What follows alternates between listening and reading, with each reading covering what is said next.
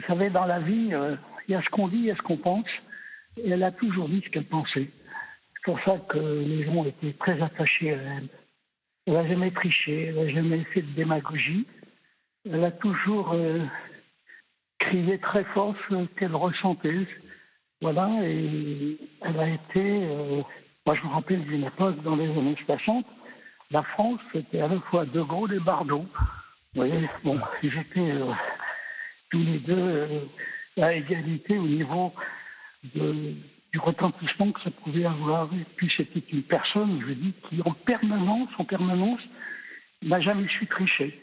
Avec elle-même, avec les autres, dans un monde de tricheurs comme le vide. C'est pour ça qu'elle a eu autant de succès et que les gens ont été si attachés à elle. Et c'est vrai qu'elle a toujours dit ce qu'elle pensait, même si ça a changé d'avis assez souvent, mais ça a été vraiment une très très belle personne, et puis elle a libéré les femmes avant tout le monde. Hein. Claude Lelouch. Cette liberté a été très importante. Claude Lelouch est en direct avec nous, cher Claude. Pour les auditeurs, je le rappelle bien sûr, mais ai-je besoin véritablement de le rappeler? Vous êtes l'un des plus grands réalisateurs, scénaristes, producteurs français. Consécration évidemment internationale avec un homme et une femme, Palme d'Or à Cannes, Oscarisé également. Et ce qui est intéressant, et c'est pourquoi nous vous appelons, c'est que vous avez en quelque sorte deux trajectoires parallèles. Brigitte Bardot est devenue un mythe mondial dans les années 60, là où le cinéma, la patte Lelouch émerge également. Oui, on a grandi ensemble. On s'est croisés plusieurs fois. On a failli tourner plusieurs fois ensemble aussi.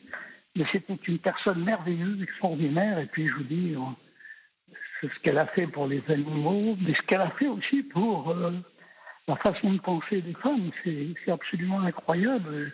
Elle a libéré à la fois l'esprit, le corps, l'intelligence, et puis cette spontanéité. Vous savez, aujourd'hui, dans le monde dans lequel on vit, la spontanéité n'a pas de prix. La spontanéité, c'est ce qui est à mi-chemin entre le mensonge et la vérité. Et quand les gens sont spontanés, on s'intéresse à eux. C'est pour ça qu'elle a eu autant de succès.